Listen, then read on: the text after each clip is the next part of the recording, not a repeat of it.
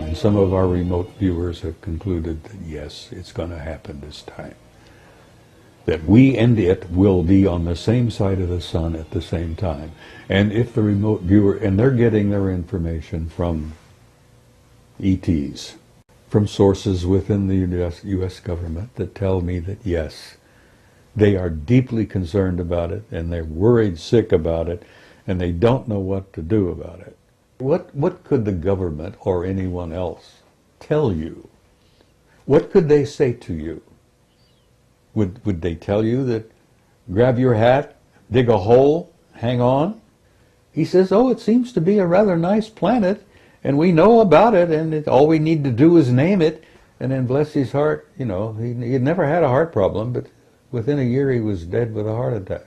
Incredible race of humans, does have a future, and it is in the stars. Mm-hmm. And we are going out there to reclaim our rightful place.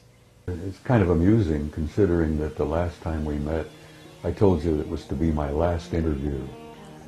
And here I am again, and you know, how can I explain that? We have gotten the most incredible response to your interview. I have to say, it's actually been the most popular of all of our interviews. Well, and I think there's a reason for that. Well, thank you. I think that in many ways you put yourself on the line, and you actually embody the curiosity that was like rampant in all of us. And you did it at a time when, and in the military no less, and you broke rules, and you kind of stuck it out, and you're just, I don't know, a one-man disclosure project as far as I'm concerned. Well, thank you, Carrie. That's very kind of you to say that. But let me explain something. I was a normal human being for a big portion of my life.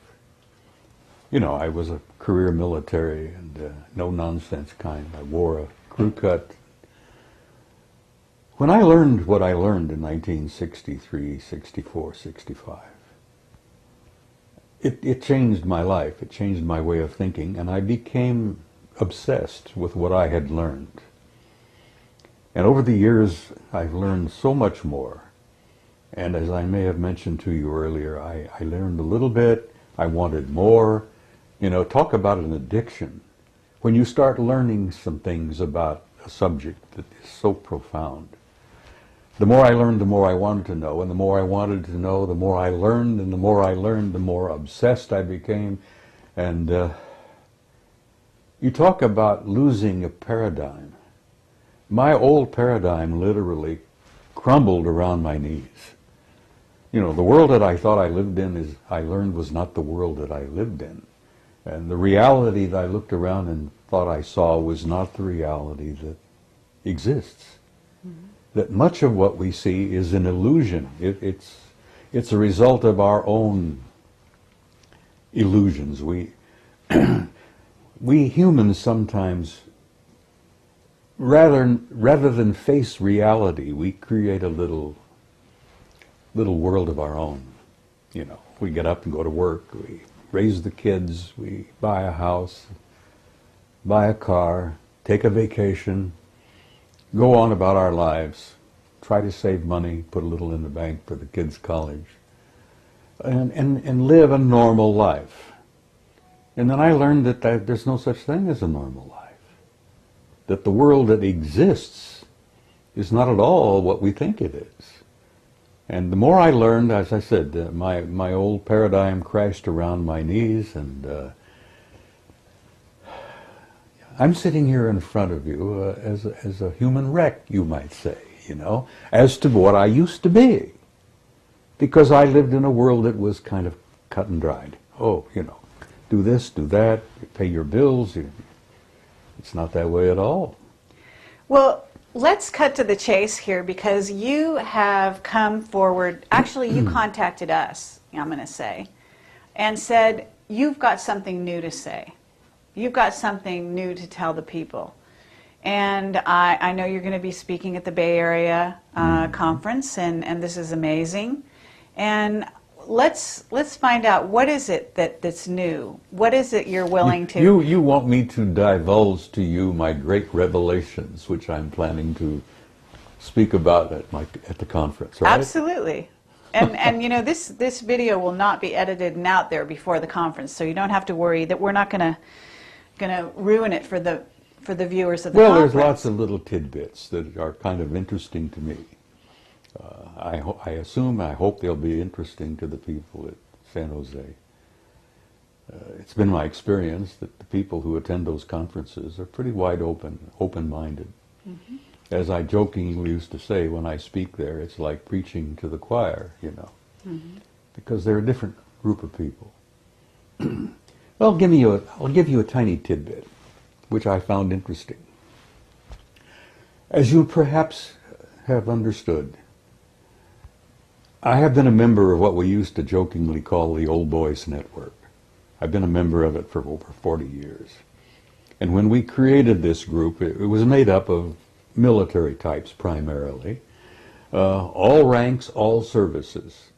And we even had a couple of cosmonauts who were connected with this, who were providing information. Well, over the years, the old boys have shared information with each other, because we've had a variety of assignments and jobs in the military.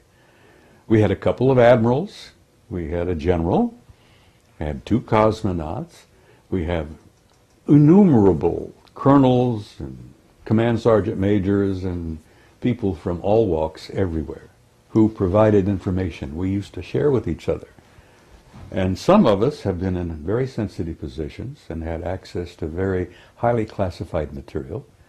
And we've been very open about sharing that with others, which kind of kept us going for a long, long time. There aren't a hell of a lot of us left. The last time originally there was roughly about 150 members of this group. And today there's probably not more than a dozen left. We lost a good one, you know. Graham Bethune died here about a year ago. And Graham was a retired Navy commander who was a dear man, who had some very sensitive information he used to share with others. But as I point out, we shared among ourselves. And then a few of us who came out blatantly, purposely, and started sharing what we had learned with the public. Frankly, I never thought I was going to get away with it. I thought they were going to stamp on me and, you know, eliminate me or whatever. There was even rumors, for God's sake, that they were going to call me back to active duty and court-martial me. You know, well, I'm going to be 80 at my next birthday, so I don't think they want to call me back to active duty. You know, I could have an accident, but I think why I'm getting away with what I'm getting away with, so to speak, where I'm releasing bits and pieces of this cover-up, is that there's somebody back there somewhere who wants me to do what I'm doing, or I would not have been able to do this. But let me give you a tiny tidbit of bits and pieces that come from the Old Boys Network. There is an organization called the National Reconnaissance Office. You've probably heard of them. Absolutely. A very super secret group. I mean, super secret group among super secret groups. God, we've got so damn many groups now. As I used to jokingly say, when poor old Ike left office, he tried to tell us about the military-industrial complex. Well, it's a triad now. It's not just the military and industry. It's the national security agencies as well. So if he could see it today, he'd be shocked even more. Of course, I'm sure he's alive and well somewhere, so he's probably looking down, chuckling. But we are a triad now. The super secret agencies with the military and the industry. It's all like this. But anyhow, there are people who I think want this out. We've known for years that among the in crowd, whoever the hell they are. And no one really has ever been able to put our finger on it. We've been able to grab a couple of them from the old Magi group, the wise men they called themselves. The Magi, you've heard them referred to as Majestic 12. Well, they're a lot more than 12 now. Anyhow, I'm getting away with sharing bits and pieces and tidbits which intrigue me because I think somebody wants some of this out. But the story I was going to share with you is that in the National Reconnaissance Office, about, I guess, 4 or 5 years now, they had for a number of years a series of satellites called the Keyhole system. You've heard of it? Yes. Keyhole. Oh, it was super secret and probably the very best satellite system in the world. Mm-hmm. Well, they probably made it even better now. They could supposedly read a postage stamp from space. Well, there were some intriguing questions being raised by a number of people about what was known as the Ararat anomaly. Are you familiar with the Ararat anomaly? Mount Ararat, Noah's Ark. Okay. And so the guys in the NRO took their keyhole system and focused on the Ararat anomaly, which is, you know, a puzzle. Well, when the word got out, when the pictures finally were downloaded, and they computerized and enhanced them and cleaned them up, and they pushed them on the wall, or they broadcast them on the wall there at NRO, the remarks went something like this, and these are actual quotes. Jesus Christ, it's a goddamn boat. Christ, it's a big boat. Okay, one would say, why would something like that be so highly classified that it is way above top secret? Why would the discovery of a boat on Mount Ararat be classified so high, far above, you know, anything? Anyhow, the story comes out. The reason they classified it is because after they discovered that it was a goddamn boat, a big goddamn boat, they inserted a team of SEALs on the site. Now, that's a term that the military uses to put a bunch of guys on a scene. Right. Apparently they dropped them by aircraft, they parachuted down, a dozen of them or so. They inserted them onto the scene, and these guys spent several days in this goddamn boat. And then they extracted them by helicopters. And when they extracted them, the guys brought with them some anomalous artifacts, which have never been described or named. But those anomalous artifacts is what led to this whole thing being classified not only top secret, but way the hell above. And that's a little bit of information that's come out via the network of the old So are you boys. saying this is Noah's Ark? No one knows what it is. It was originally the Ararat anomaly.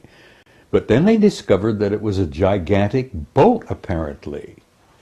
And But a boat built by humans. Well, it appears to be. It's essentially, from what they gathered, wood. Mm-hmm.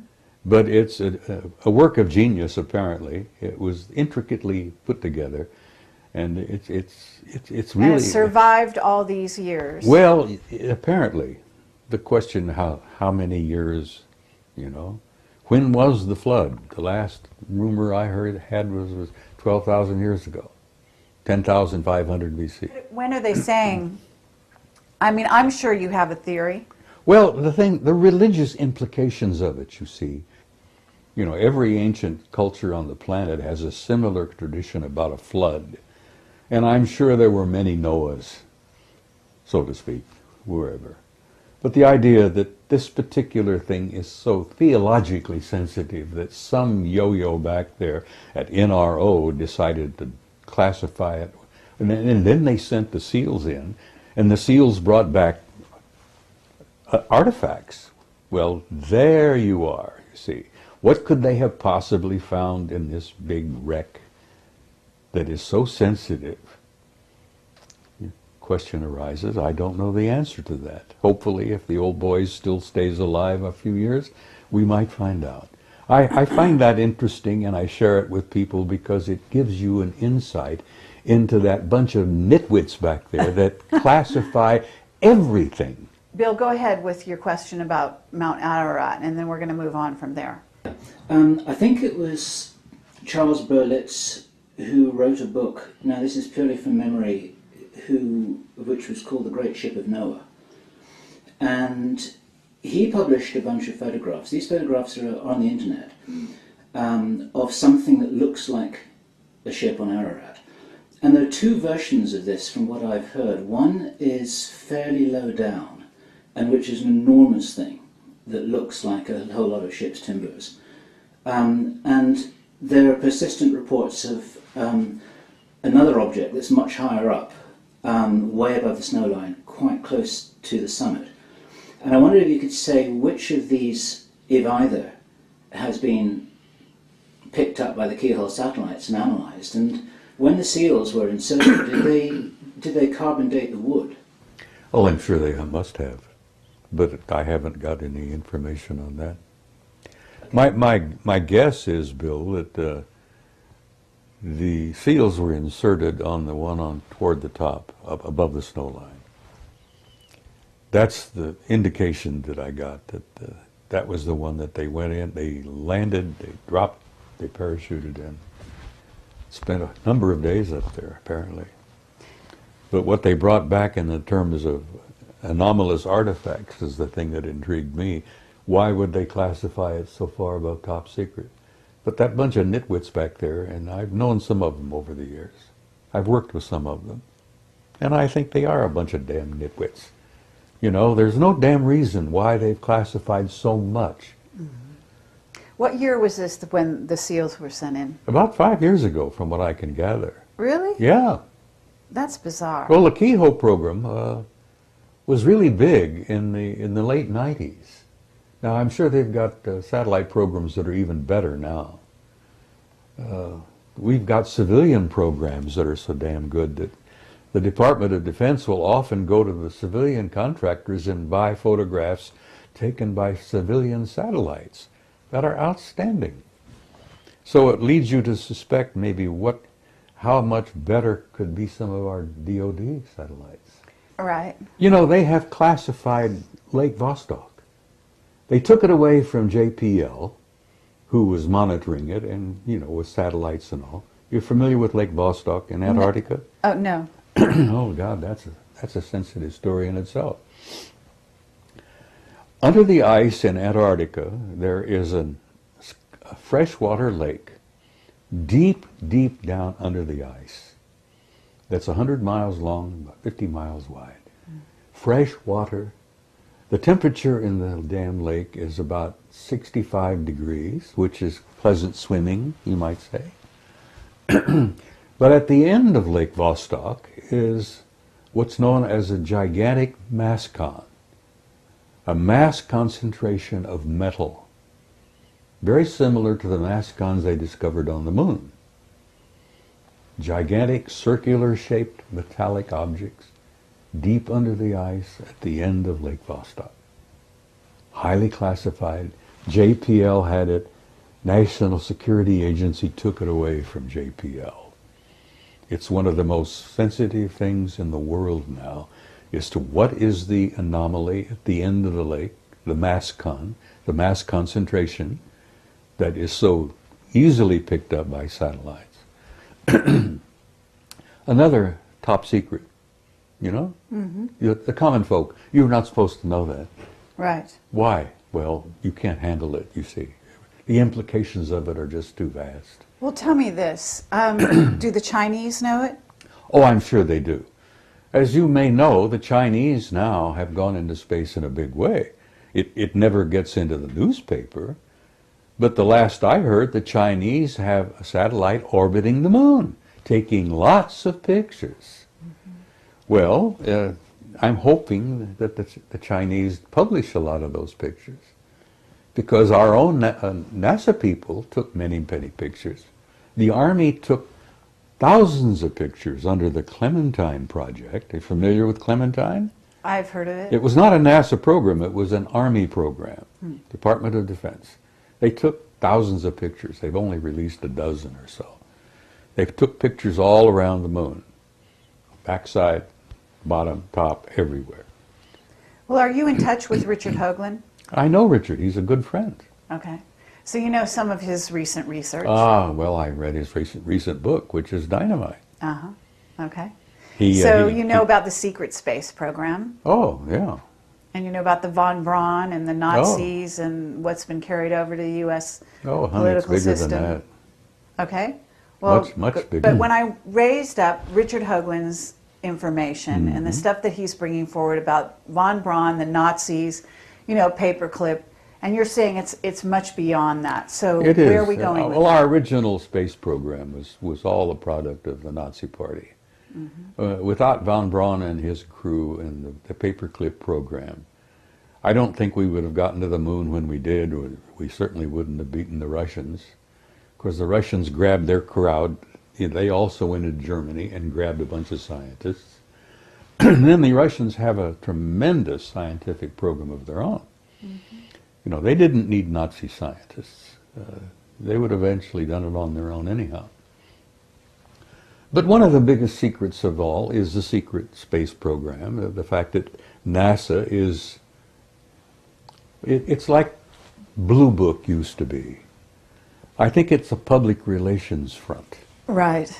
Yeah. Blue Book never handled the real good stuff. And everybody knew that, except the common folk out there, who were diddled regularly and never told the truth about anything. But the big secret seems to have been for so long is, why are we keeping classified the enormous facilities on the moon? And they're not ours. Whose are they? Well, that's a good question. I can tell you flatly who they are. Okay. You familiar with the term Anunnaki? Absolutely. All right, well, you really have to understand Zecharia Sitchin's work to really grasp where we stand today in relationship with this group of intelligences, and I'm not speaking of one, there are several. The last I heard, there were 4 different groups we were relating with. The Anunnaki are one, and there are others. Okay, this is very interesting. Can you describe the Anunnaki that first of all, have you had exposure to them face to face? Me? Yeah. Yes, I've met some face to face. Okay. Now, whether they were the Anunnaki, I don't know. Okay, well... The ones I've run face to face were typically human. Typically human. I mean, they could put on a suit, tie, a dress, blue jeans, T-shirt, Okay. walk in our midst, and you would never know. And they weren't 9 feet tall or higher? No, the ones I've met and the ones I've seen aboard the ships are not that big at all. They're just like us. Uh-huh. So we're dealing with 4 different groups that I've concluded, my own personal view. Okay. Yeah, you might talk to Jim Sparks and he might tell you there are 8 or 10 or a dozen more. You know, I don't know. I can only tell you what little bit I've learned over the years. There are 4 different groups that I've encountered, and they're all humanoid. One group is completely human. And not all of the Anunnaki are 9 feet tall.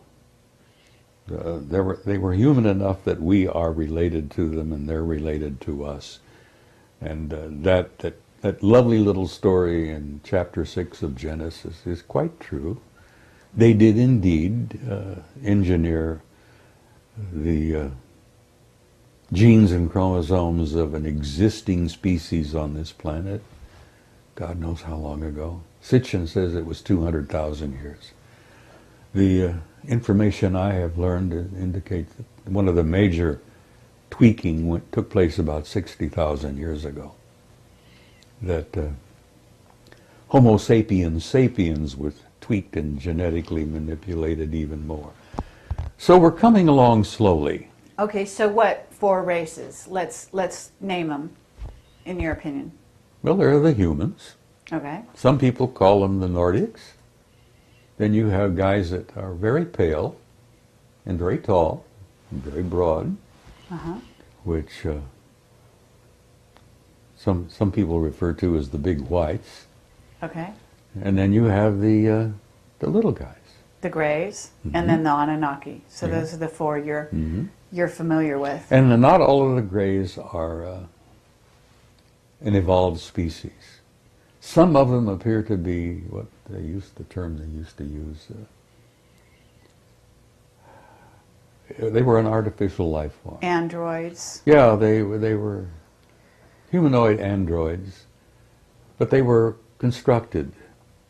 They're laboratory products. And they often wondered why, in cases of crashes, where there were survivors, that some of them didn't come back and try to retrieve. And the story that came out among the military for many years was that they wrote them off. They went back and made more. Now there are some people who say, well, they don't have a soul. Well, I run into human beings that I began to wonder whether they had a soul. But Okay, there so are 2 types of Greys from what I've learned. There are the little guys who would appear to be laboratory products. And then there are the 6-foot Greys, whose eyes are more round. And they're not really gray, they're just sort of a chalky off-white color. And they seem to be an evolved race all of their own. And I think those are the ones that probably ran into Betty Hill and Barney at the incident many years ago. have you heard about Dan Burish talking about the Orions that are sitting in ships along with the military, actually watching the planet right now? I've heard bits and pieces of that. I don't know too much about Dan's story. He's come up with a great many things. Okay, but this is just new information that he's actually come forward with. Well, and they're watching the planet to see what happens and whether or not we have a catastrophe of any kind, and whether they might have to step in. We have photographs, and many of them I'm going to share and show. I have slides, photographs of gigantic objects. I'm talking about humongous objects in space. And many of them are in satellites around their orbit around the planet. Many of them are in orbits around the moon, around Mars. I have a couple of pictures that I'm going to share that I got from a Soviet cosmonaut on what happened with the Phobos thing. The Russians, you know, their famous Phobos rocket system that they sent up there some years back, which got knocked out of orbit by an anomalous object that came up from the surface. But it had taken a number of outstanding photographs before it was damaged and crashed. Okay, what will you called it an anomalous, I don't know, object that came up from the surface, meaning the surface of the Mars. moon? From From our Earth. Yeah. Okay. No, the Phobos program was sent to Mars because they had hoped to land a lander on the satellite Phobos. Right. There are 2 circling Mars, which are anomalous. Again, that fantastic word, anomalous. Astronomers consider them anomalous because, first of all, they're going in the wrong direction for a natural satellite, whatever that means. They're too small to be natural satellites, and they're too close to the surface of Mars to have survived. Because if they were natural, they would long ago have been brought down and sucked in by gravity and crashed. The fact that they're still there puzzles everybody. So the Russians said, we're going to land on Phobos. It's about 12 miles in diameter. I think Deimos is only about 6 or 7. And they were going to take some pictures on the surface. Well, you know, apparently the intelligence is up there. Decided, no, you're not going to do that, and bumped Phobos, the satellite that the Soviets sent up, knocked it out of orbit, and it crashed, apparently. But they've been doing that to the JPL craft going up and around Mars for There years now. There is an intelligence on Mars that wants to limit our access to their reality. And they've done a damn pretty good job of it. Well, our witness, Henry Deacon, and I don't know if you're familiar with him. I'm familiar with him. I don't know him well. Okay. He has said that the Anunnaki are on Mars in They bases. are. I agree with that. So are they the ones shooting down those objects, you know, the various probably. craft from JPL and so on? Look, Zechariah has said, and I know this old man, I respect him tremendously. He says they never left. They withdrew overtly from their activities on the planet with us, but their activities have continued covertly, both on Earth, the Moon, and Mars. And from the knowledge I have and the limited amount of information I've been able to get, that the primary focus, the primary intelligence behind all of this are the Anunnaki, the same group that genetically engineered us so many thousands of years ago. Okay, but you've got Enki and Enlil, right? And these are warring brothers, and one is working for the positive side of humanity. Well, and you the had other... this dysfunctional family. They even went to war with each other. And man was in the middle, as he always has been. You know, we were a product of their engineering. They engineered us as a slave species. They engineered us to work for them. But aren't they still at war? Apparently there is still, and some of our remote viewers, and I know a few of them, I've done a little of it myself. And believe me, it works. Mm-hmm. I've been accused of being guilty of front-loading, so to speak, because when I want to look at something, I know what I want to look at. The military originally trained their guys to not know what they were looking for, and then they would download, you know, compare and such. Right. But when I want to look at something, I know exactly what I want to look at. One of the greatest, of course, is Ingo Swann. Oh, absolutely. A tremendous guy. What an intellect that guy Oh, is. incredible. We're dying to interview him. Do you know him? Well, he and I have corresponded. I wrote a nice article about him one time, years ago. Uh-huh. And he wrote me a letter and thanked me for it and told me he appreciated Lovely. it a lot. Yes. But he is a rare man. He's a rare intellect. Yes. Not only is he probably the best remote viewer we've ever had, perhaps other than Pat Price, Right. that Ingo's come up with stuff on the moon. That you have to read his book, Actually, I have. Penetration. Yes. It's dynamite. And it's hard to get a hold of. I Yeah, understand. it should be reissued because it'd sell like hotcakes. Absolutely. I spoke about it on Coast to Coast a couple of times with Art Bell, and apparently it became so damn hot that you can't find a copy anymore. $200 or $300 each if you can find one. Yeah. Well, I have. I don't know if I still have it, but I had one. Yeah. Well, hold on to it. It's gold. Uh-huh. But Ingo is gold himself. Okay, but let's kind of like move back to the question, because I want to get sort of drill down to this answer. So they're still at war. They still have a difference of opinion about us. Now, whether Enlil and Enki, he goes by two names, Okay.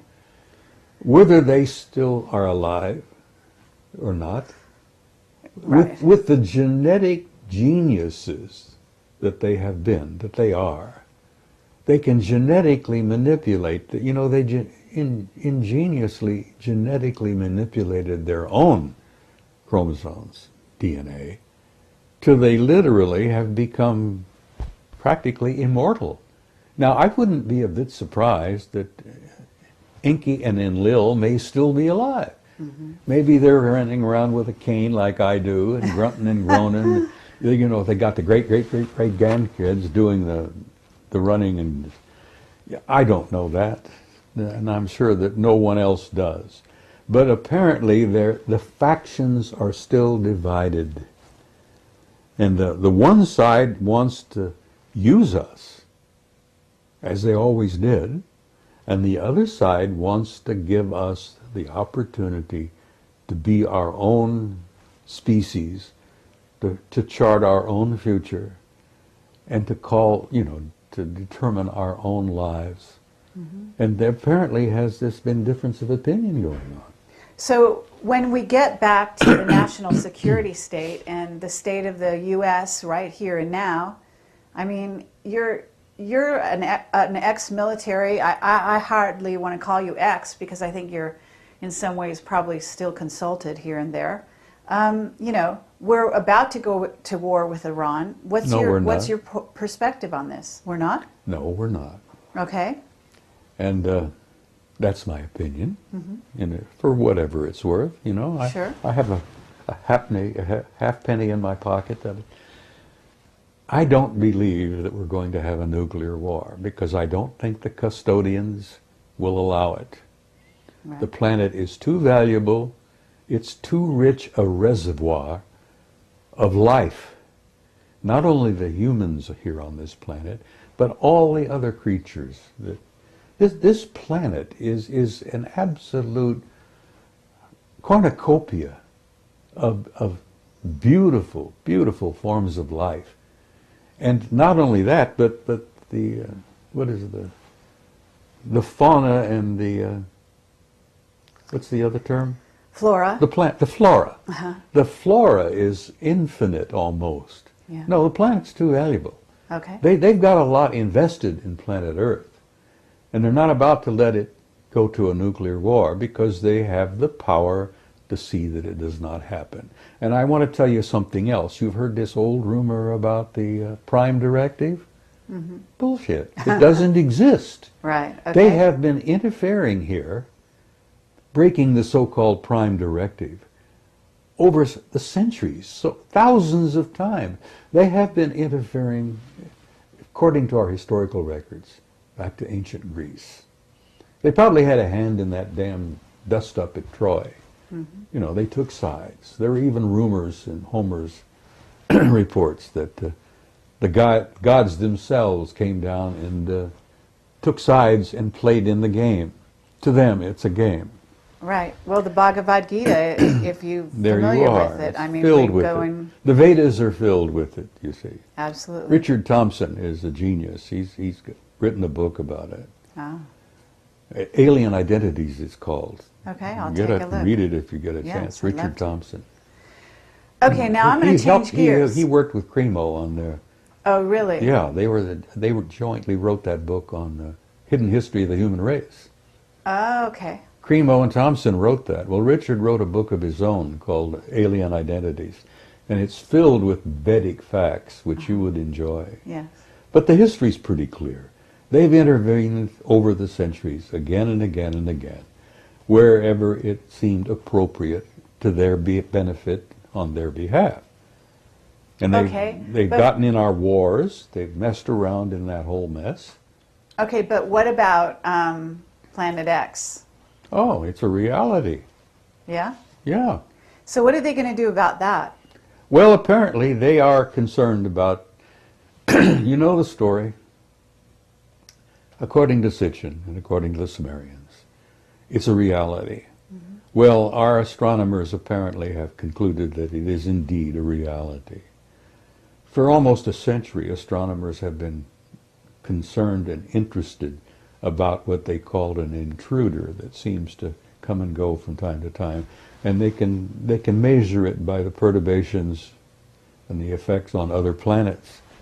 They've known its existence for a long time, but they've never gone public about it. Well, in the early 80s, the JPL, the guys at Jet Propulsion Propulsion, used to call it Jack Parsons Laboratory. Yes. Which I think is probably where the original JPL came from. Yes. Because Jack Parsons established it. Anyhow, they sent out a couple of Pioneers satellites back in '82. just to try to determine if there was some truth to it. And the pioneers apparently came back with data which said not only yes, but hell yes. And the pioneers concluded, the Pioneer satellite data concluded. So, wow, astronomers were troubled by that. Whew. Could this thing be real? And well, what did they do? They sent out what they called an infrared astronomical satellite. I think they called it IRAS anyhow, and this was done in '83. They sent the IRAS out, taking infrared pictures all around the ecliptic, above and below. And apparently IRAS got 2 giant positive responses that yes, the 12th planet, the 10th planet, however you want to call it, yes, it's real. And that's when the lid slammed down. So it's out there, it's on its way back in, right? According to the Sumerians in Sitchin, apparently it is. And if you're a student of history, as one of my majors, its last pass was 1600 BC. The Sumerians and Sitchin and all of those say it has an orbit of 3,600 years. Mm-hmm. So as like many of us, I count on my fingers and toes and figure out, well, 1600 BC, it has an orbit of 3,600 years. Wow, it's due. Well, apparently it is. So now, why are they keeping this a secret? Because you're an expert on secrets. Listen, every time Nibiru would make a pass, it was not always devastating. It would depend on whether the planet Earth and Nibiru were on the same side of the sun at the same time. Mm-hmm. And if we were on the same side of the sun at the same time, all hell would break loose on planet Earth. Well, apparently the last pass triggered the explosion of Santorini, Thera, the volcano in the Mediterranean and the Aegean Sea, blew its top, brought to a close the great Minoan civilization. Among other things, it affected Egypt. It's all in the records, apparently. There are even historians and theologians who say that Santorini's explosion is exactly what you're reading about when the plagues and all hit Egypt that allowed Moses to get the Israelites out. But if you look at 1600 BC and figuring that was a relatively recent pass, it's due now, and apparently the guys in the astronomical observatories know it. And that, again, is above top secret. Let me give you a tiny example. For a number of years ago, there were 2 brilliant guys working at the Naval Observatory in Washington. Tom Van Flandern is one who I hope you've interviewed. No, but yeah, please continue, and we'd love to do He's that. no longer with the Naval Observatory. The other one was the chief astronomer at the observatory, a brilliant man by the name of Robert Harrington. Right. And Harrington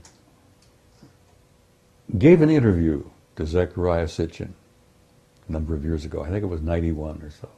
Mm-hmm. Where he came right out and said, Dr. Sitchin, we are interested in this because it ties in perfectly with the work you've done on the Sumerians and the ancient planet Nibiru. He said, we found it, it's real, we have photographs of it, and he says from what we can put together, it's a rather nice planet. It's about 2.5 times the size of the Earth. Apparently it's heading toward the system, the center of the system.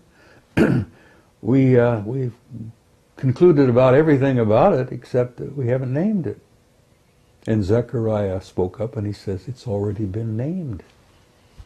He says, you simply call it Nibiru, as the Sumerians called it, the planet of the crossing. Mm-hmm. Well, Mrs. Sitchin and I were in agreement I miss her. She died about a year ago. She was convinced that Robert Harrington had died because somebody bumped him off, because he had the courage to come out and give Zechariah this interview. I don't know whether you've seen it or not. It's on tape.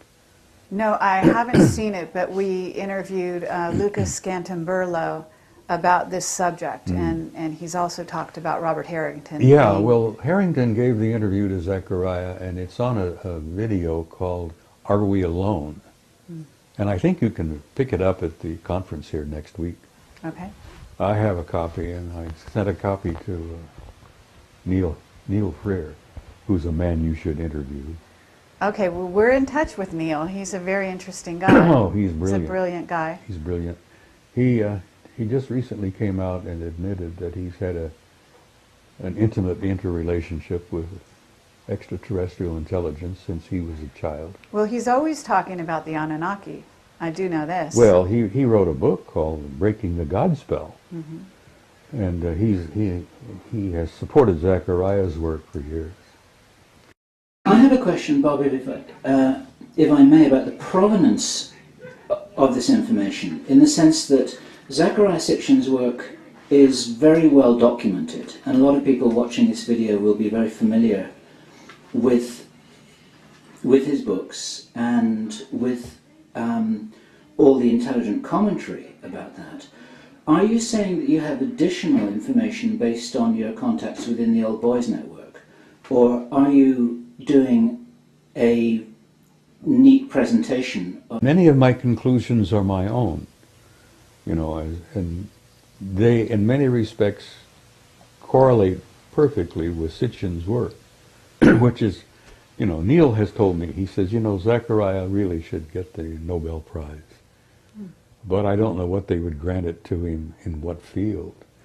But he's such an outstanding scholar in what he's done, and the Earth Chronicles is what he calls all of his work.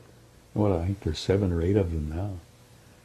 I have 2 questions. One's a minor one to do with celestial mechanics.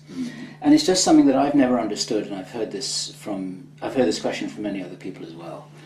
That if Nibiru comes from the outer reaches of the solar system, it's going to be an icy rock, which isn't going to be the kind of place that any beings could live on or would want to live on. And researcher Andy Lloyd, who you probably have heard about, has theorized that what they're seeing in the photographs that you referred to as an orange object is actually a brown dwarf, with the possibility of Nibiru being one of its moons, if you like.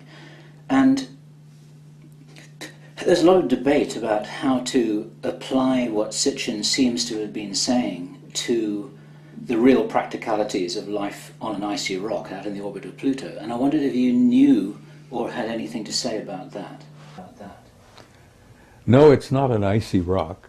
And yes, when it makes its long journey out and back, it gets so far away from the sun that the sun is probably no more than a little tiny prick of light, a little tiny pinpoint. And if you would think that it would be naturally icy cold. No, apparently the planet, like many planets in the system here, generate its own heat. It has in its core a generating heat system very much like our own. We have a system within the core of this planet that has been described as a thermonuclear reaction, very similar to the sun. Now, most of the life and all of the bounty and all of the beauty of life on this planet comes from our going around this beautiful sun. But I don't think Nibiru is an icy rock. No, I think, first of all, that it probably generates enough of its own heat, and I think they probably did indeed create for themselves, with the advanced technology that they have, a kind of a Dyson sphere. Are you familiar with that? Mm-hmm. You know what?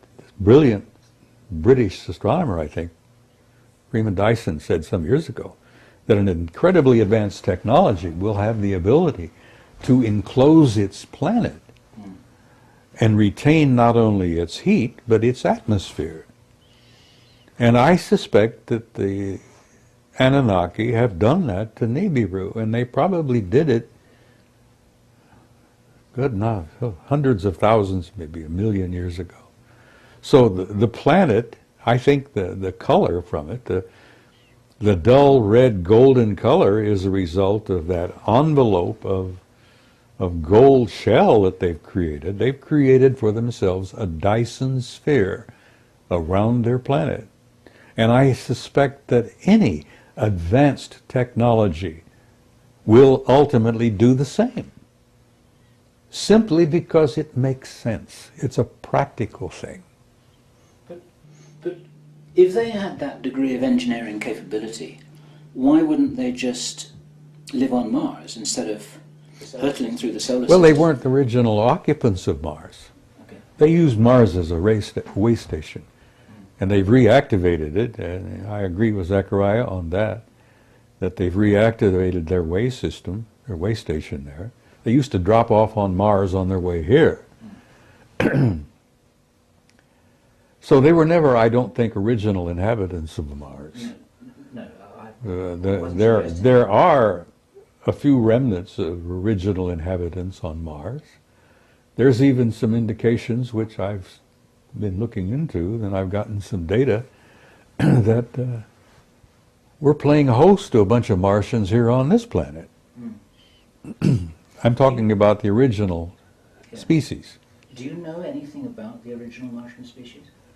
Or have you... Other than the only thing, I've talked to a couple of remote viewers who've apparently been able to come face to face with them, so to speak, and they ended up looking a lot like American Indians. Okay. And I may have met a Martian, but I've known so many strange people in my life.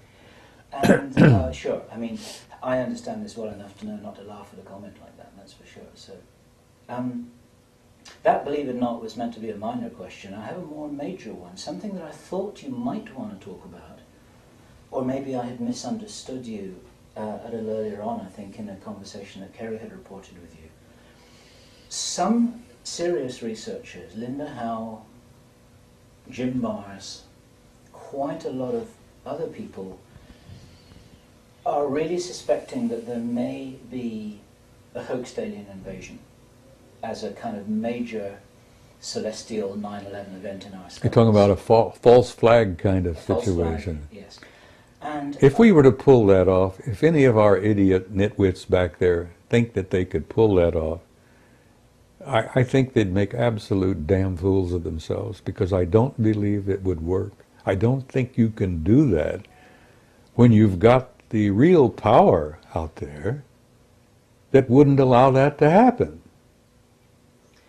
Not so much an invasion, but a big display in the sky to create fear and to make people easier to control. Carol Rosin said that she had always been told by Werner von Braun many years ago. Yeah, Werner shared that apparently before he died, that it was one of the programs that the government at the time was considering. You know, they've had these little plots they've been working on all the time. This war, that war, the stock market crash, this, that, you know, all these little magician things that while I'm showing you this hand, I'm picking your pocket with this one.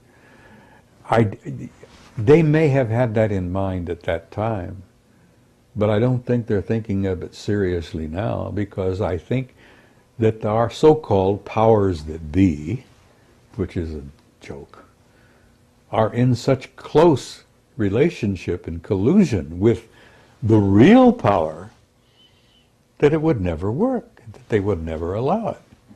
It's like they're not going to allow a thermonuclear war. Yeah. There's too much valuable real estate here. Not just this rich gold mine of human genetics. What a ripe reservoir we are of genes and, God, the whole species, plus all of the other fauna and all of the other flora. This is a valuable planet. And they love it. They own it. We've never owned it. We just live on it. They farm us, so to speak. God, Charles Fort was right to some degree. We are property.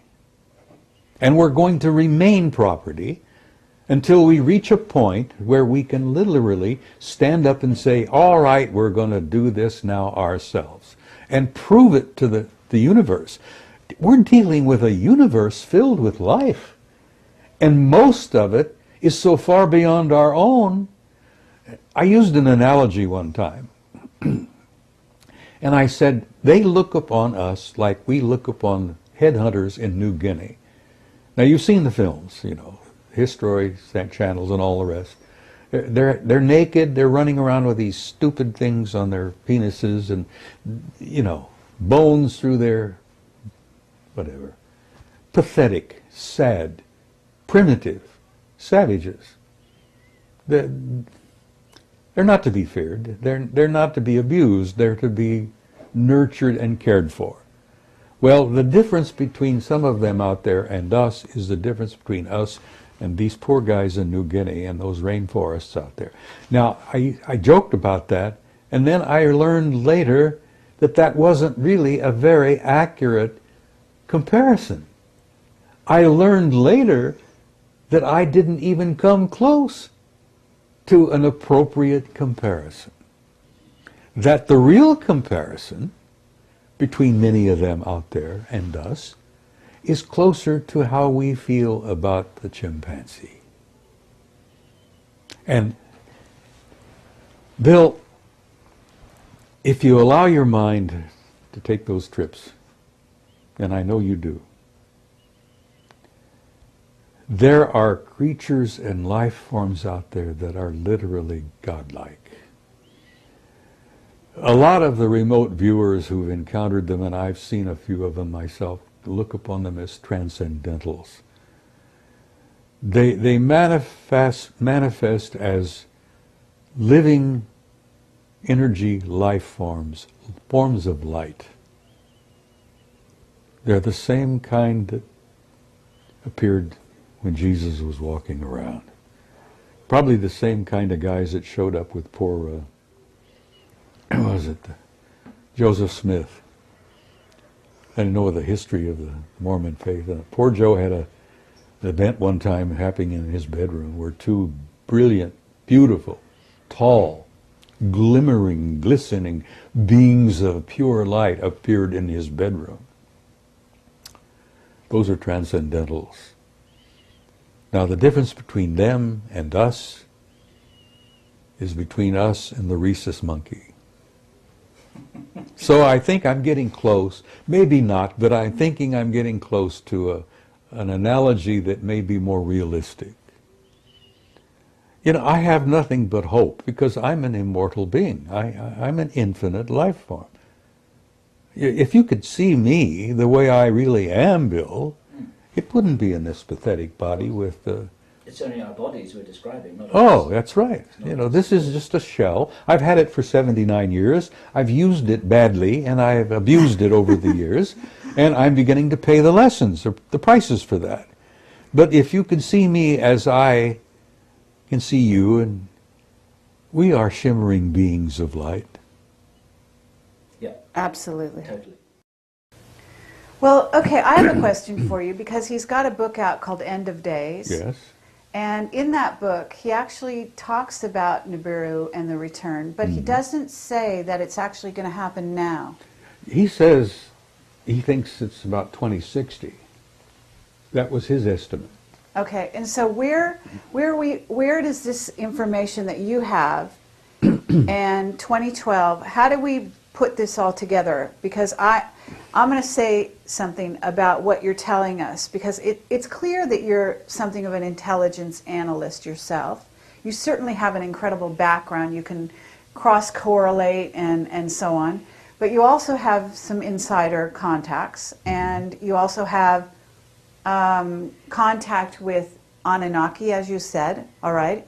So where are you getting your information, and are they saying anything specific about what's happening 2012? Because I'm not so sure about Zachariah's conclusion. That's 2060, but apparently it could be before that. The Department of Defense is quite concerned about it, that there are entire sections of the Defense Department that are working on that subject particularly.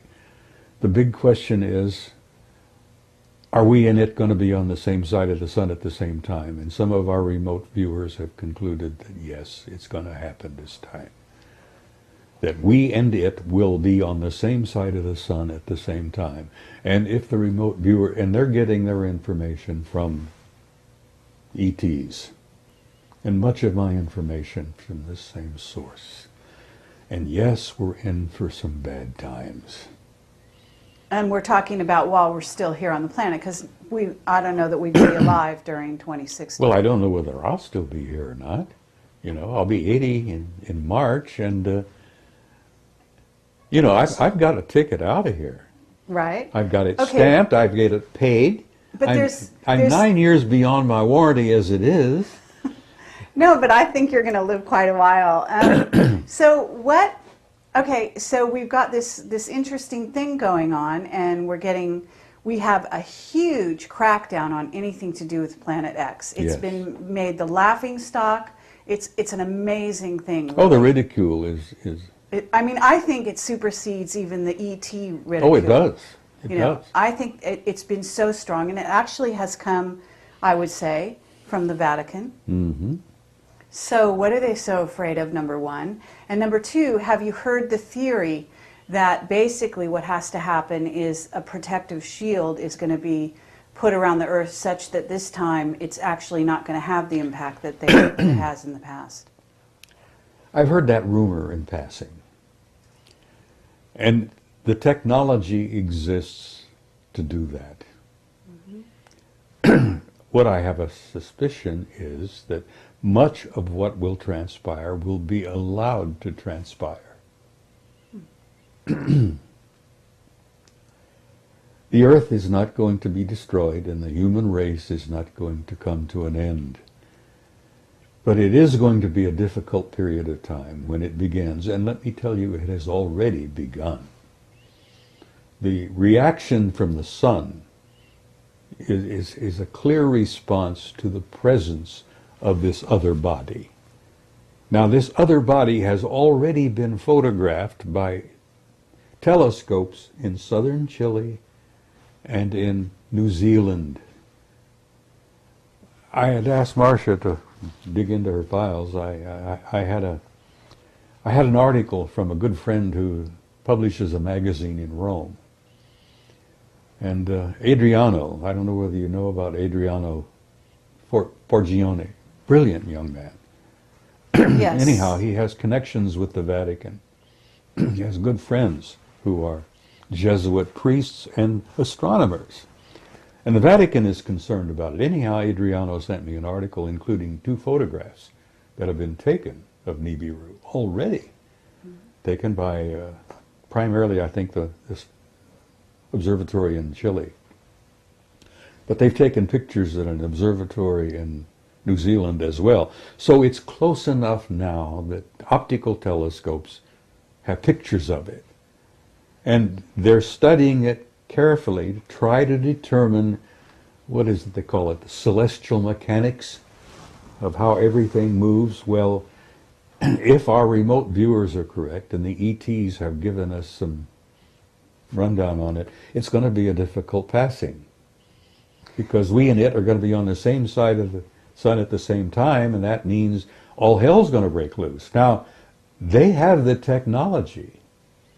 We're talking about not only Anunnaki. There are intelligences out there that began 1 billion years ago, then they have technology that puts them in a category of what Kaku would call a Type 3 civilization. Mm-hmm. So that a Type 3 civilization has the technology to mitigate the passing of Nibiru. Now, whether they do that, as you say, put a protective shield around it, Nibiru has done that for itself. They have a protective shield around their planet, which is why in the photographs it comes out as kind of reddish gold. And apparently that's why they came here for the gold in the first place, because they were losing their atmosphere, and they needed to seed gold particles in their atmosphere to keep the atmosphere from, they go on a long trip out there. Okay, but the Anunnaki are here, you're saying, and yet the Anunnaki are supposedly on Nibiru as well, or what are you thinking, or what's your sources telling you about this? The civilization, the Anunnaki civilization, is on the planet.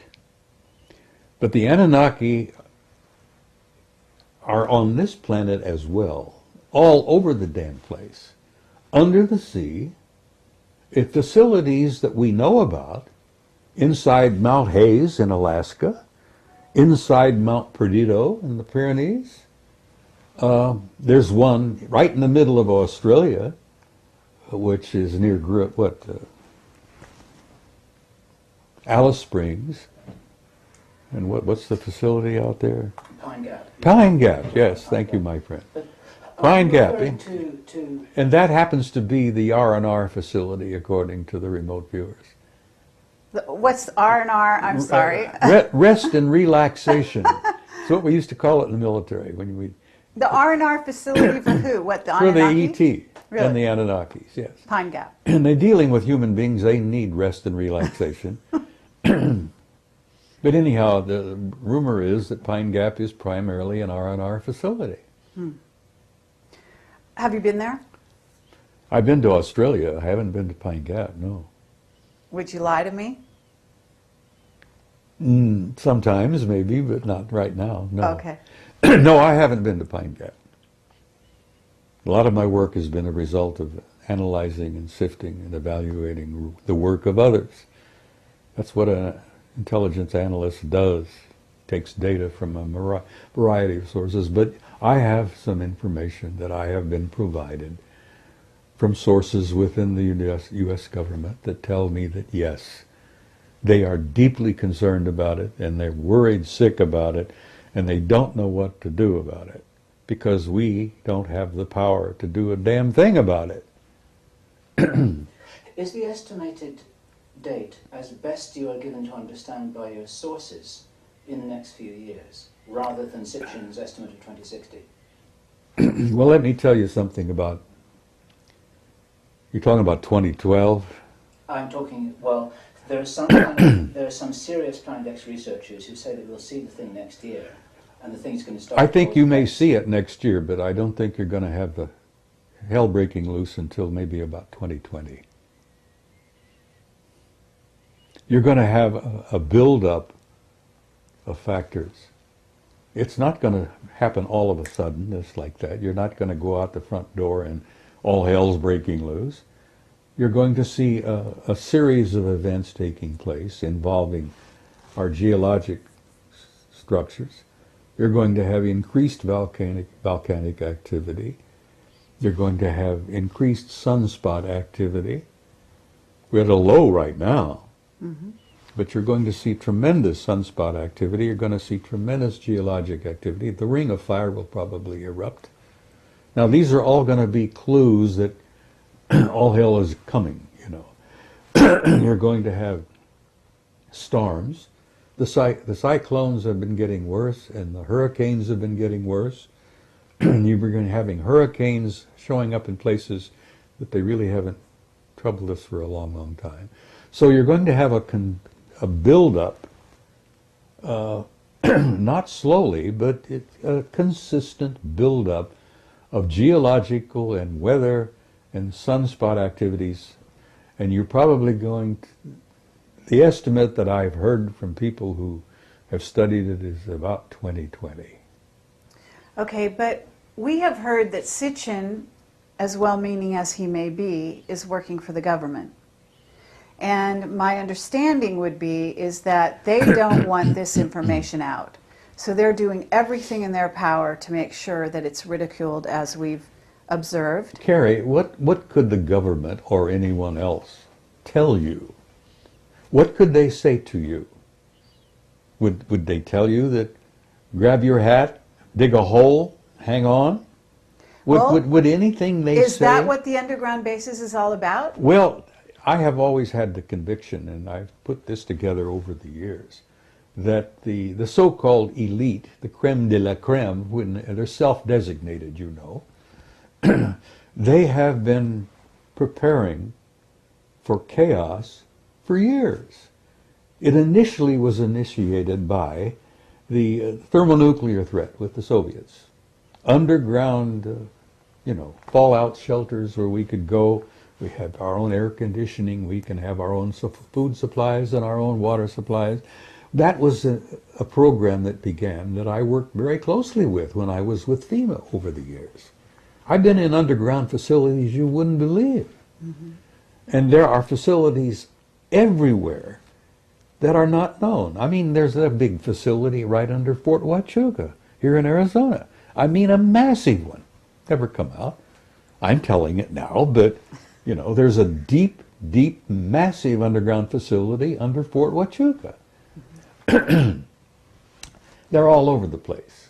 And I went to a Department of Energy school at Camp Mercury in Nevada.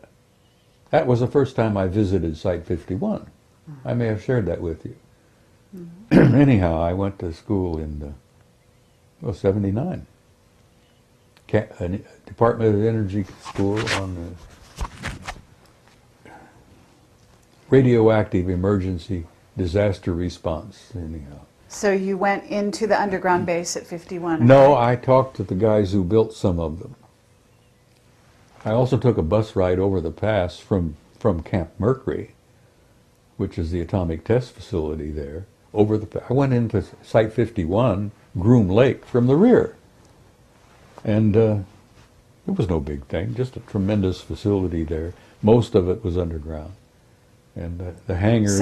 So, okay, first they reacted to the Soviet threat and all that, and the nuclear It'll build war. up slowly, and it's already subtly begun.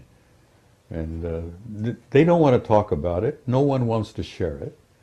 I mean, look, for God's sake, the lid they've kept on the reality of ET activity on the moon and Mars. Mm-hmm. Oh, with the ridicule factor and the lid coming down, and I think Mendelberg did lose his life because he said too much. He says, oh, it seems to be a rather nice planet, and we know about it, and all we need to do is name it. And then, bless his heart, he'd never had a heart problem, but within a year he was dead with a heart attack.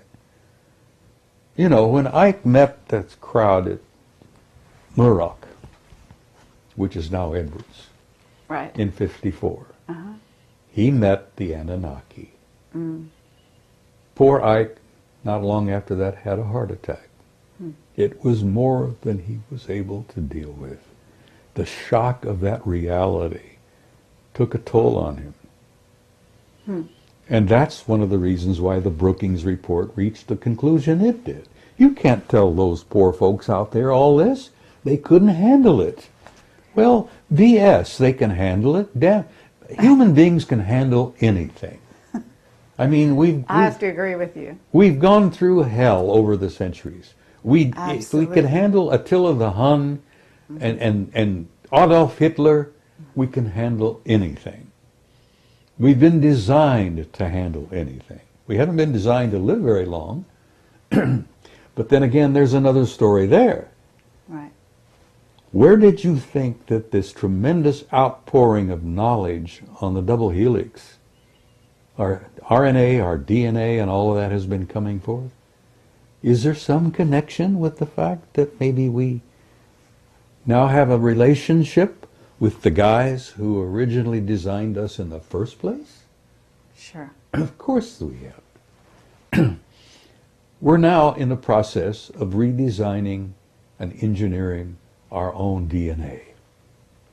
And we're being told how, we're being shown how.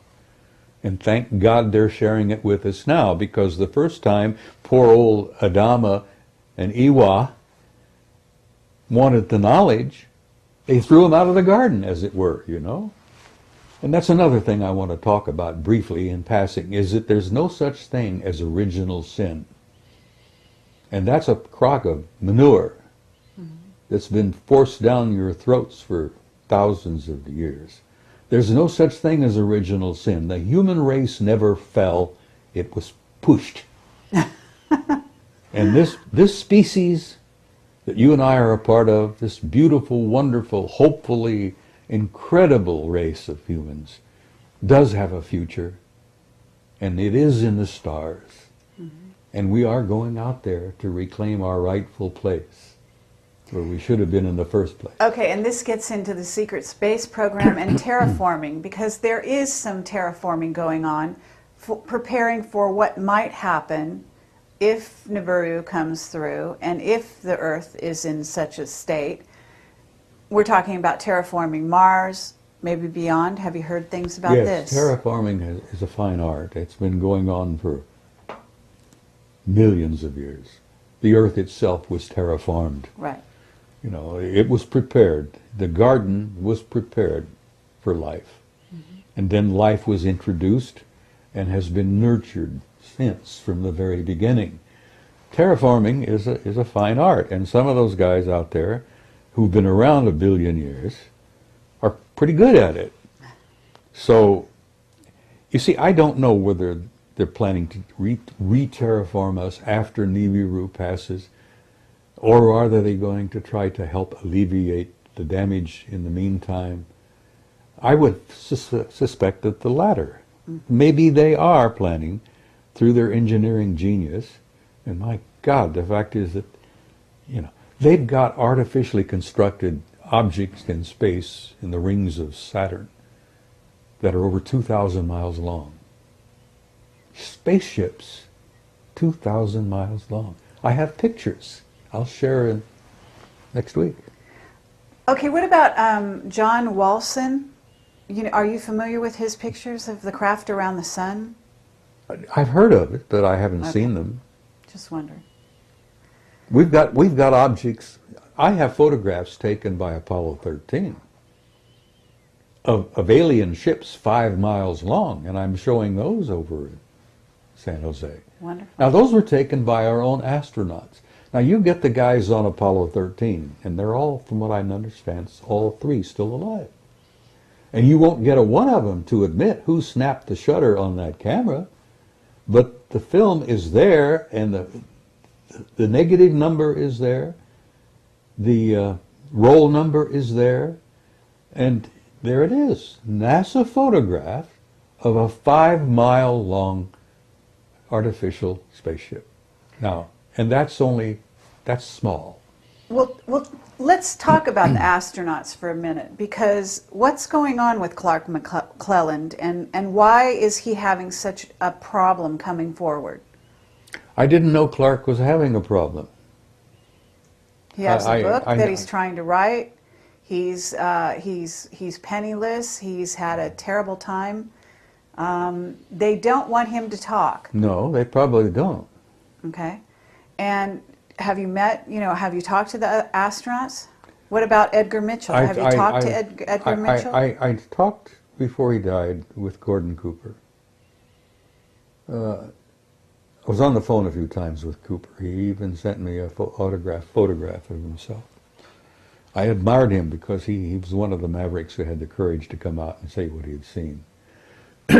I've known Ed Mitchell for some years. Every time I get a chance to see him, I chat with him, and I consider him a delightful man. He's very warm and terribly bright. Are they mind controlled? To some degree. Have their minds been wiped? Cooper never was. Okay. They never got to Gordon. And I don't think they got to Neil Armstrong either. But all of the rest of them, to some level, have been kind of, well, what's the word I'm looking for here?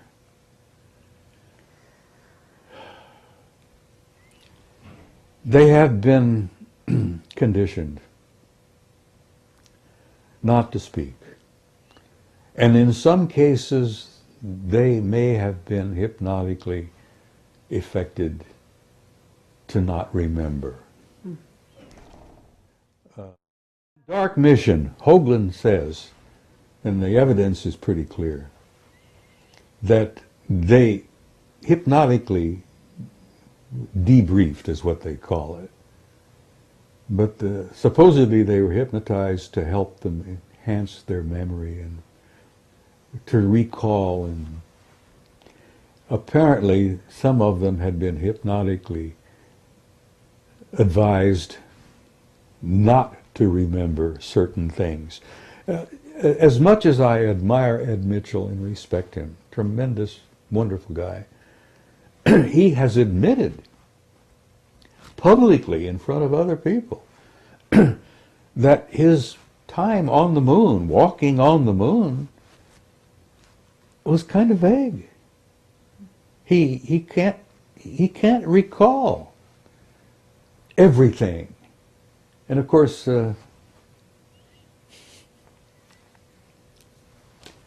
that's sad. I don't think they ever got to Neil Armstrong, because when he got back, he left the program, said to hell with it, I'm out of here. He went back to Cincinnati and started teaching math at the university there. And Armstrong hasn't said 5 words publicly since. Uh-huh. And then you have a case of Aldrin. Now, Aldrin has had experiences where he has been with friends, and the subject would come up, and Buzz would start to cry, or he would get nauseated.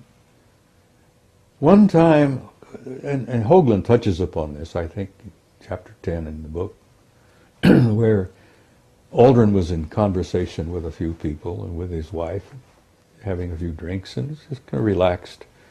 And somebody asked him a blunt, straight to the point question. And he had to run out and throw up. He got sick.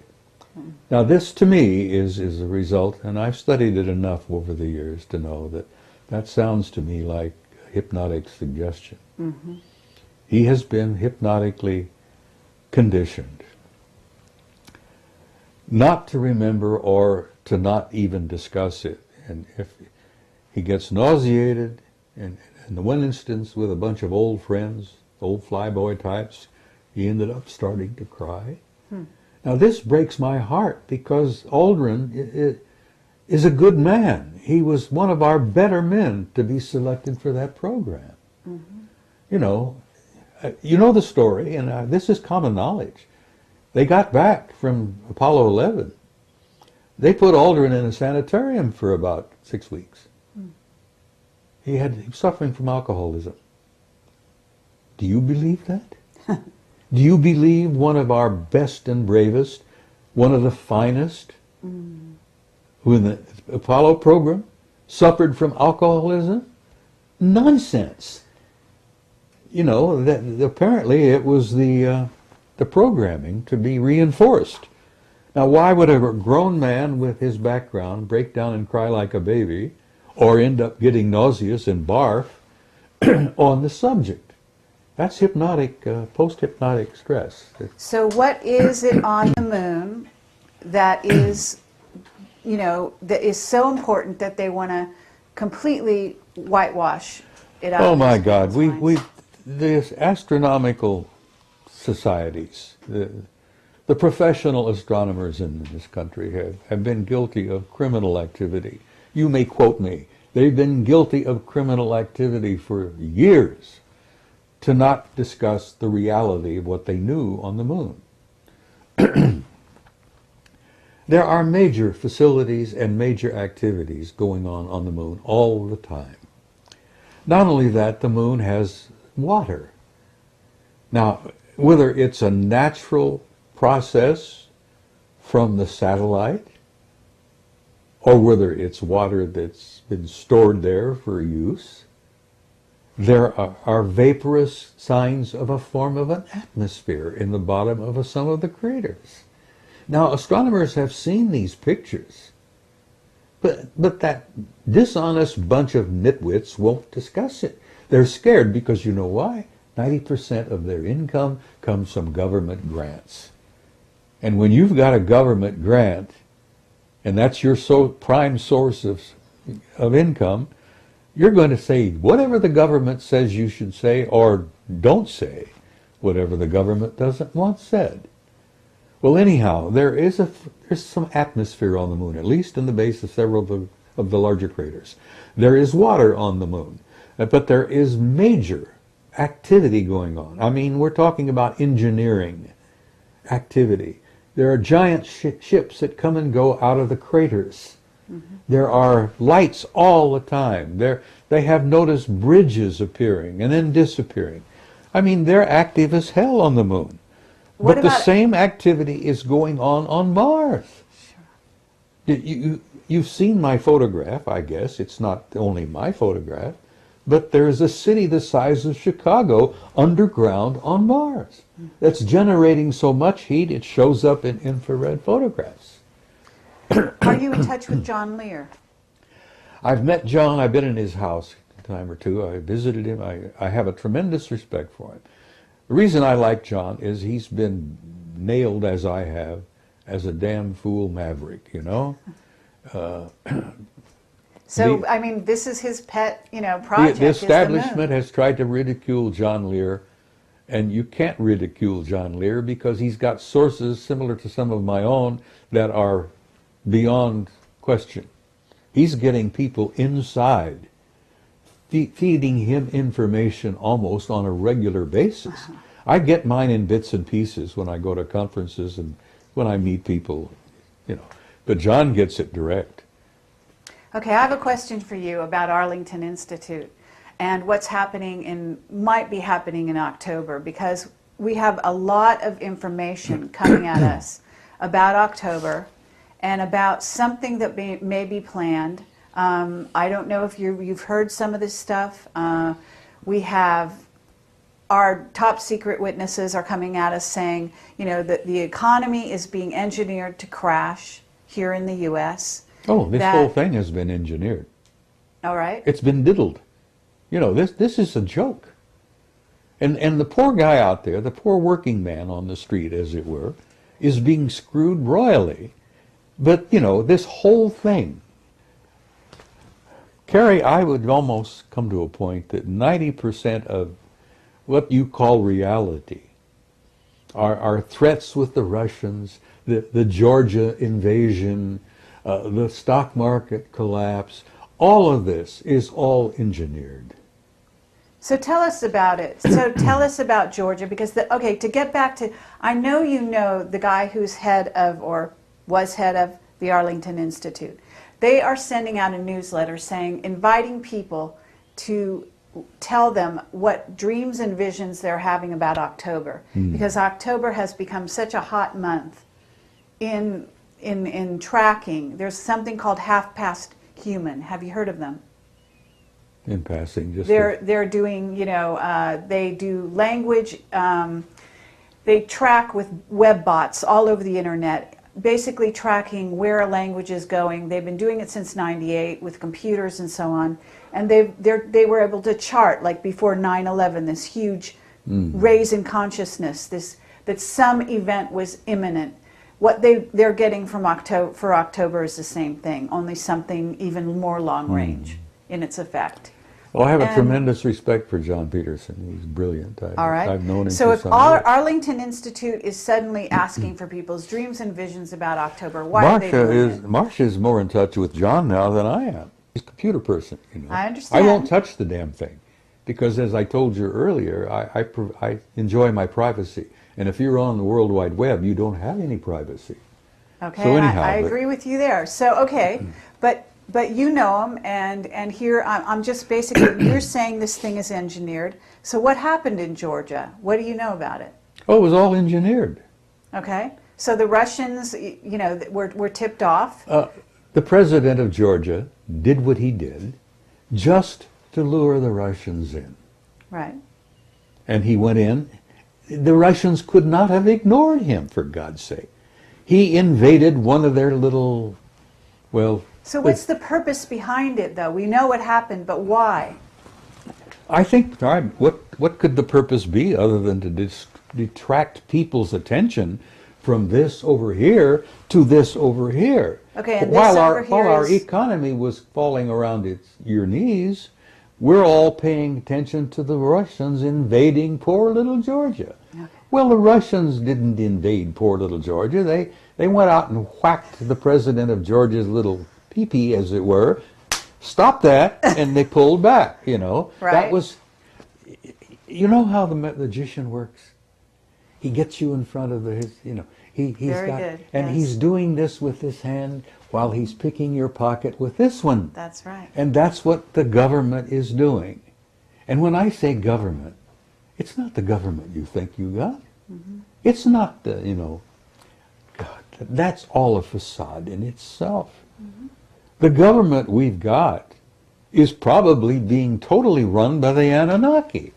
Because there is a power beyond power that's pulling the strings. Right. They call them the Illuminati, but there are guys above the Illuminati that are really in power.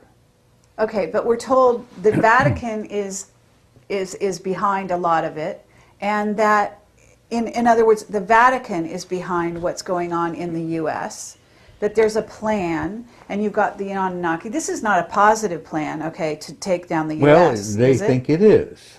Do you think it is?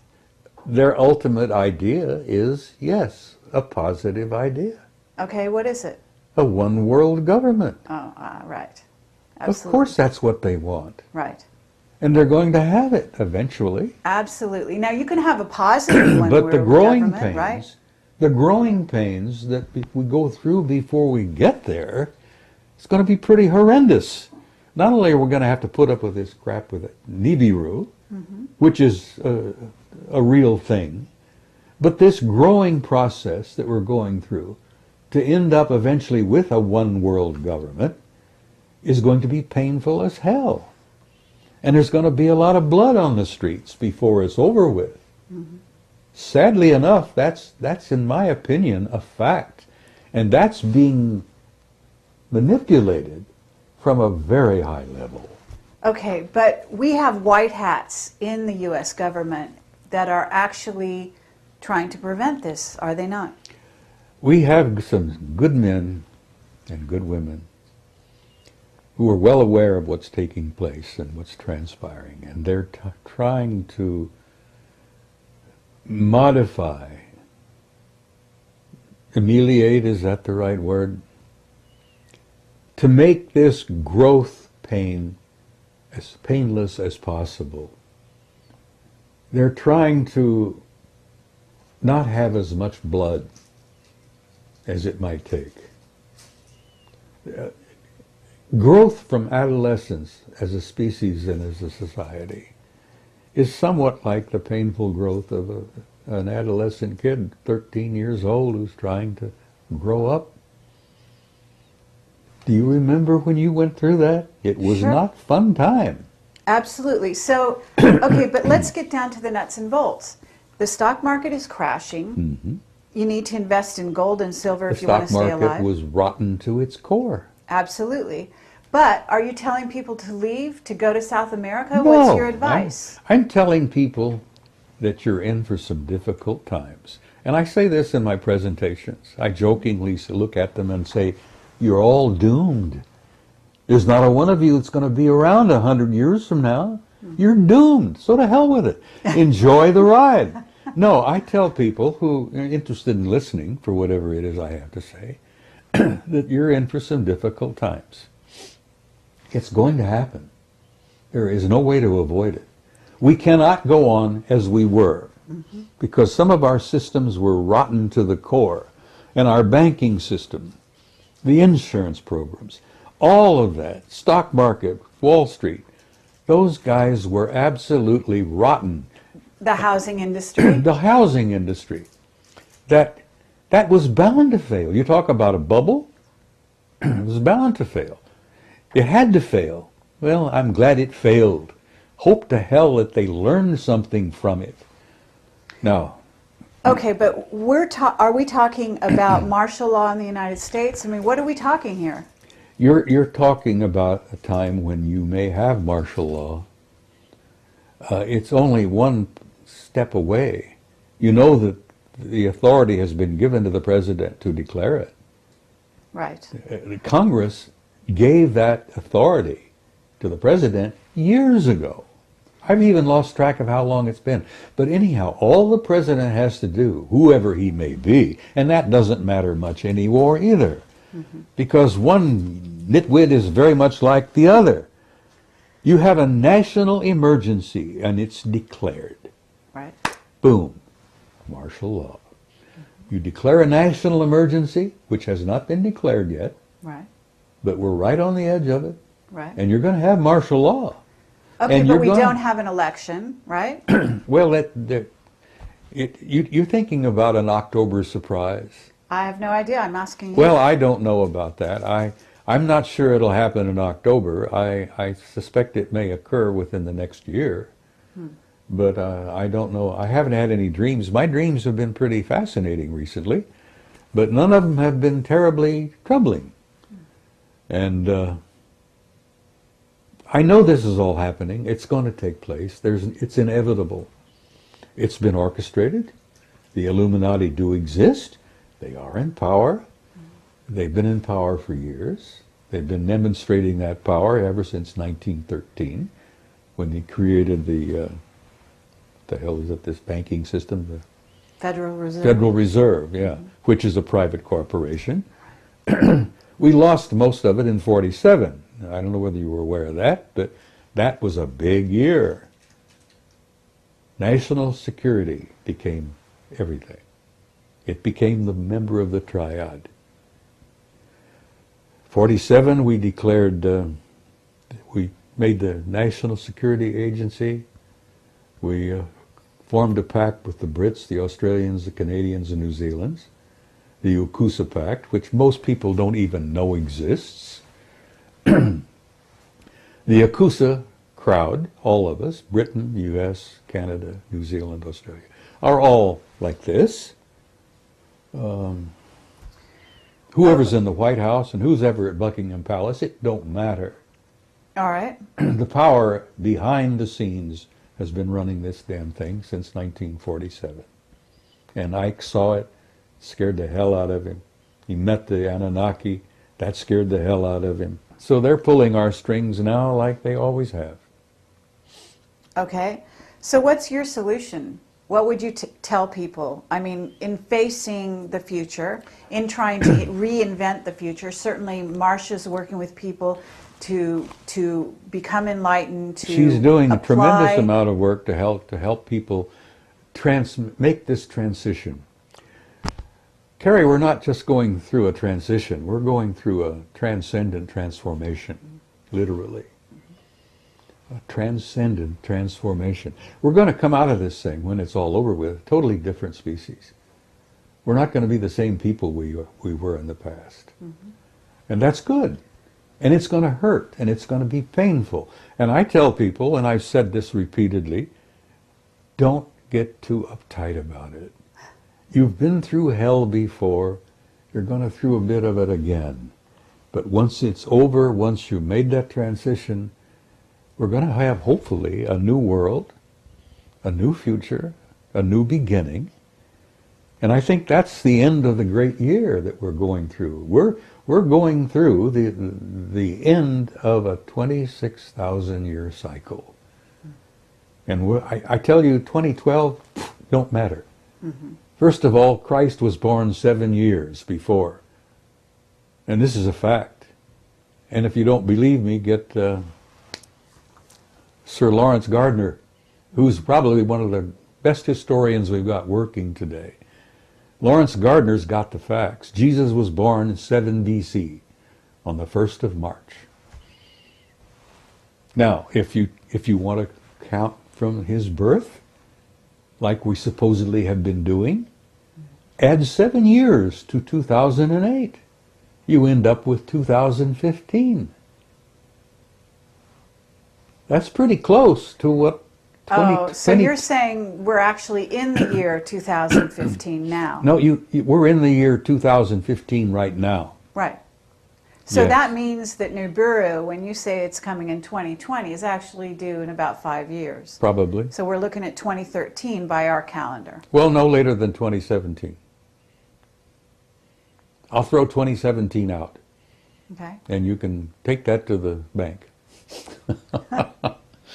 2017. Now, Okay. that, that'll give or take a year or two, because the celestial mechanics, they haven't really worked it all out yet. We've got computers you wouldn't believe, but they're still trying to feed in some of the data. So is one of the remote viewers, you're in touch with Ingo Swann? I haven't been in touch with Ingo for some time, but Carrie, I've been doing some remote viewing. Right. I've even had a couple of out-of-body experiences. Mm-hmm. I've been doing a lot of meditating. When you step into that world, there is no time. Mm-hmm. And you can talk to anybody, everywhere, all at once. Mm-hmm. And now, that sounds silly to anyone who doesn't understand what I'm trying to say. Mm-hmm. When you step into that realm of timelessness, and you remote view, and you step out of your body, and you go into altered states, and you meditate, you're in a timeless, infinite reality that people communicate. You'd be shocked and amazed at the wealth of information that's out there just to tap into. The old ones used to talk about the Akashic record. Mm-hmm. It's real. It's real. And it isn't just about the past, because, Carrie, there is no past. Nor is there a future. There's only an eternal now. And a physicist sitting here in this room would say balderdash, because they wouldn't grasp for a minute what I'm trying to talk about. But old Ingo would. Yeah, absolutely. Well, I've been some of those places myself that you're talking about. I knew it, you see. And so I have to say you're absolutely right. And it's incredible pleasure for us to hear this from yourself. And I would like to, at this time, just open the floor and say, is there anything that we haven't covered here that you would like to talk about? And then, of course, we would also like to invite Bill to ask you some questions. We've danced around on a whole bunch of things for the last hour. I enjoy it. I enjoy chatting with you two guys. You're pleasant people.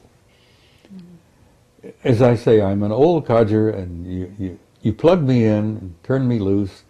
There's no telling where I may end up. I've been around, as I say, 79 years this trip. I've made a dozen or two previous trips, which amazingly I remember quite a bit about. When you start going into that timeless realm, you step into that infinite, which we're all part of. Memories of other lives come flooding into you sometimes. Mm-hmm.